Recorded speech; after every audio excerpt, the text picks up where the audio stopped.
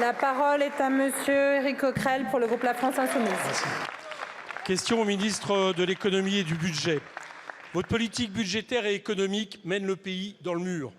Lors de la loi de finances, vous avez surestimé la croissance 2024, sous-estimé le déficit 2023. Mais nous y voilà. La croissance sur laquelle vous comptiez pour réduire ce déficit, dont vous faites le Graal de vos politiques, sous contrainte réaffirmée par Bruxelles, n'est donc pas là.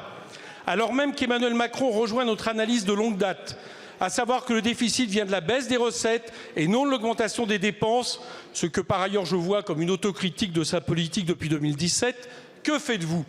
Un premier coup de rabot de 10 milliards soi-disant indolores, que pourtant les ministres s'épuisent à trouver tant leur budget est à l'os. Prévu pour fin mars, seuls 2 ministères ont rendu leur copie. Pour la suite, vous annoncez 20 milliards de nouvelles baisses en 2025 et la volonté de s'en prendre aux dépenses sociales. Les 3 milliards que vous comptez rapter indûment à l'UNEDIC pour le plus grand malheur des chômeurs ne sont-ils pas une première étape, Bruno Le Maire, au projet de démantèlement de notre système assurantiel et universel de protection sociale et de santé? En s'attaquant ainsi aux dépenses publiques, vous diminuez encore les recettes qu'elles induisent. En réduisant les prestations sociales, vous affaiblissez la consommation populaire, l'un des principaux feux de notre économie. Oui, votre politique budgétaire est mauvaise pour l'économie et la population et est incapable de répondre aux défis climatiques. En définitive, vous comptez faire payer aux revenus issus du travail les cadeaux mirifiques accordés à une toute petite minorité d'ultra-riches. Et ce n'est pas la mission commanditée à la minorité présidentielle sur la taxation de la rente qui va changer la logique de votre politique, elle apparaît comme à l'heure. L'exécution du budget 2024 n'aura rien à voir avec celui adopté. Pour preuve supplémentaire, je suis certain que le déficit 2024 que vous annoncerez bientôt dans le programme de stabilité dépassera largement les 4,4 initialement prévus. Pour toutes ces raisons et pour un évident impératif démocratique, vous ne pouvez vous soustraire à un projet de loi de finances rectificatif sans 49.3. À défaut, une motion de censure sur votre politique budgétaire. Merci beaucoup, monsieur le président Coquerel. La parole est à monsieur Bruno Le Maire, ministre de l'économie et des finances.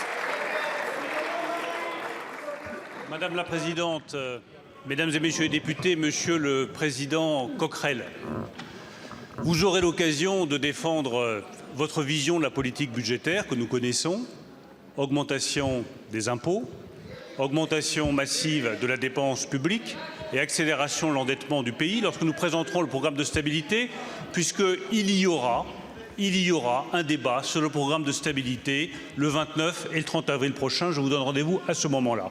Vous ferez valoir vos positions. Nous ferons valoir la politique qui a été la nôtre depuis 7 ans avec le président de la République et avec cette majorité. Nous avons relancé la croissance et l'activité dans notre pays. Nous avons créé 2 millions d'emplois. Nous avons engagé la réindustrialisation et nous avons évité à la France de passer par la case récession, contrairement à beaucoup d'autres pays européens. Voilà la politique économique que nous avons mise en place, car voilà le vrai enjeu, garantir la puissance économique de la nation française. Le deuxième volet de notre politique, qu'a parfaitement rappelé le Premier ministre tout à l'heure, c'est effectivement faire des économies là où c'est nécessaire. En 2023, nous avons eu une mauvaise surprise pour les recettes. On gagne moins, on dépense moins. C'est le bon sens qui fait tellement défaut à la NUPES, mais qui est le propre aussi de cette majorité. On fait des économies quand c'est nécessaire et là où c'est utile pour rétablir nos comptes publics. Enfin, troisième élément qui nous différencie, Monsieur Coquerel, nous ne voulons pas augmenter les impôts des Français. Ça a été la ligne constante que j'ai tenue comme ministre des Finances depuis 2017.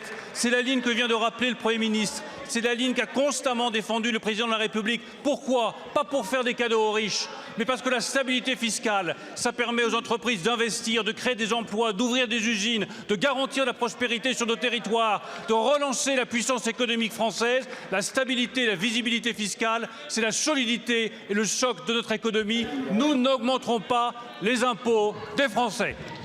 Merci beaucoup, monsieur le ministre.